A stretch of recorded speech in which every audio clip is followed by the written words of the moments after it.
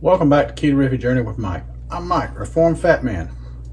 Well, if you caught my video that I did for New Year's Day where I made a pot roast in the slow cooker, I got some leftover roast. Well, y'all know I don't like to throw food away. So I'm going to make a beef stew, but it's going to be keto. So stick around and see how this works.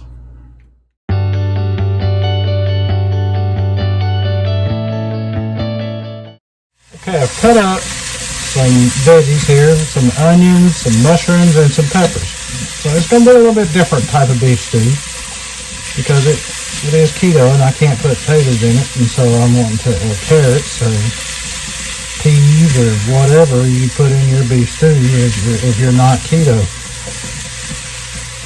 So I want to give it some veggies to be hearty. So I did the mushrooms. I finally found some decent looking mushrooms and found them at Aldi. And I've got, it's a rough cut on the mushrooms, the peppers, and the onion. It's not diced, it's just rough cut. So I'll get these sauteed up. So I've added in some cauliflower. And I'm going to saute it up a little bit just to kind of get it mixed in here. And I'm going to add in some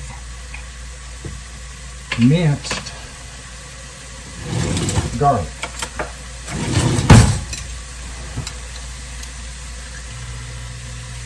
About 2 cloves probably.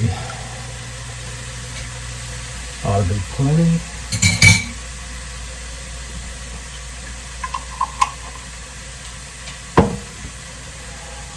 A little bit of liquid aminos.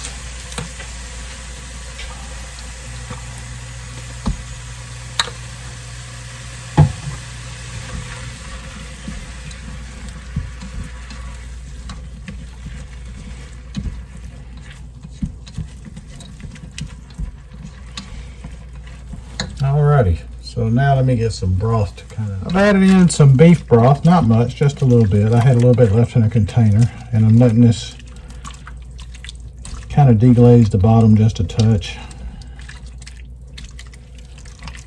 And then I'm going to start adding in my meat and the other stuff that I have. Okay, I've added in my meat. I just diced up the leftover roast and added it in. And I'm letting it cook. And the cauliflower is acting as the potatoes in this because, of course, keto don't use taters. Now, I haven't done much seasoning other than that garlic because when I made this beef, it got seasoned pretty good, and I don't want to over season it. And I'm going to wait till after everything is gone in and gotten together and married. And if I have to season any more, I will then. This is leftover gravy from that roast. Don't throw your gravy out. You can use it.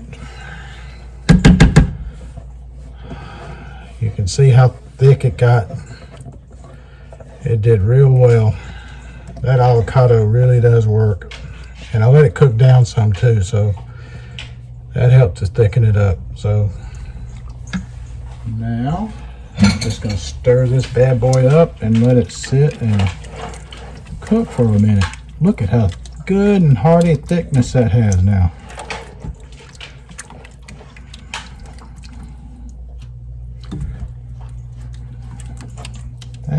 That's what you want right there. That's a good consistency for the beef stew. I like that. So let's see how it tastes here as soon as it gets time to get warmed and marry up a little bit. Alrighty, well, I have added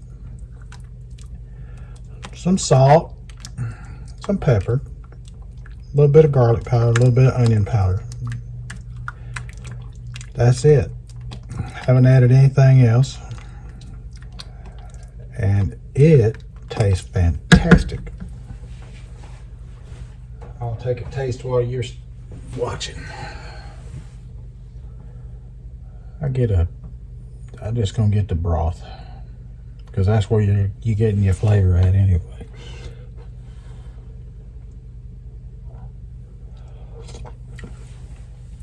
Oh yes. Oh yes. Folks, this is money. This is money. So, don't think you got to just stick with what you had the first time when you make something, a meal. Think outside the box and come up with something new to do it with, so you don't get bored with it. You're not eating the same thing over and over and over again. And this is done. So, can you turn leftover pot roast into a beef stew? By golly, you see it. Can you make it a keto beef stew? By golly, you see it. And it do taste mighty fine, if I do say so myself. So I hope y'all give this a try. Until the next time, this is Mike at Ketorific Journey saying, let's be careful out there.